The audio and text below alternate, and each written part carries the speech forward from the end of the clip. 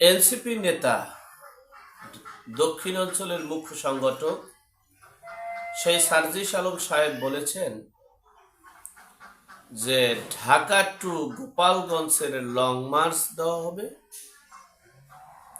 একাধিক নেতারা আবার পোস্ট করেছেন বঙ্গবন্ধুর সমাধি, শেখ মুজিবের সমাধি ভেঙে চুরে গুড়িয়ে দেওয়া হবে। কেউ লিখেছেন আগুনে পুড়ে দেওয়া হবে। এই ঘটনাকে কেন্দ্র করে এই পোস্টের উপরে হাজার হাজার কমেন্টস, সেখানে বিভিন্ন রকমের কমেন্টস করেছে বিভিন্ন শ্রেণীর সমর্থকরা। সেখানে একটা পোস্ট করেছে, সেখানে কমেন্টস করেছে, এনসিপি যদি এই লং মার্চের নামে বঙ্গবন্ধুর সমাধিতে যদি আক্রমণ করে থাকে বা করার চেষ্টা করে, তাহলে তাদের সমাধিও বঙ্গবন্ধুর সমাধির পাশে হতে পারে। কেউ লিখেছেন তাদের কবর রচনা হতে পারে।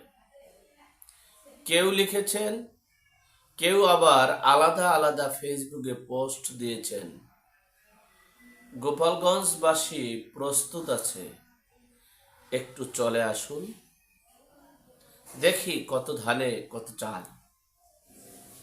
কেউ আবার পোস্ট করেছেন যে গোপালগঞ্জবাসী প্রস্তুত আছে, টুঙ্গিপাড়ার সরকারি কবরস্থানে জায়গা হবে তো। কেউ পোস্ট করেছেন গোপালগঞ্জ এবং টুঙ্গিপাড়াতে কোনো মারপুত এসে দুর্বৃত্তায়ন এবং ধ্বংসযজ্ঞ চালানোর সাহস রাখে না, এবং সেই অনাকাঙ্ক্ষিত ঘটনা করে গোপালগঞ্জ থেকে টুঙ্গিপাড়া থেকে কেউ সশরীরে ফেরত যেতে পারে না। ইতিপূর্বে অনেক ঘটনা টুঙ্গিপাড়াতে ঘটেছে, কেউই সশরীরে এবং সুস্থভাবে কেউ ফেরত যেতে পারেনি। সুতরাং যে জনগণ যেটা বলছে, আমি কিন্তু সেটাই উপস্থাপন করেছি মাত্র। তবে আমি একথা বলতে পারি, এনসিপির প্ল্যাটফর্মটা এখন যেভাবে আছে খুব ভালোভাবে আছে। তারা যদি অনাকাঙ্ক্ষিত এবং দেশের স্বাধীনতার ইতিহাস মুছতে না চায়, তাহলে হয়তো বা তারা আগামীতে ভালো কিছু করবে এবং তাদের ভবিষ্যৎ ভালো হওয়ার সম্ভাবনা আছে।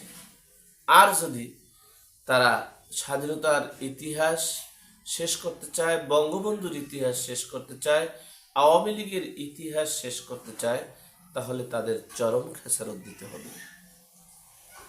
পোস্টটা আমার দৃঢ় বিশ্বাস, এই পোস্ট, এই লেখালেখি এ পর্যন্তই থাকবে। আর যদি এটাকে বাস্তবে রূপ নিতে যায়, তাহলে হয়তো বা এই ইস্যুকে কেন্দ্র করে এই সরকারের পতন হতে পারে। ভালো থাকবেন, সুস্থ থাকবেন, নিরাপদে থাকবেন। এখন এ পর্যন্ত, দেখা হবে আগামী পর্বে।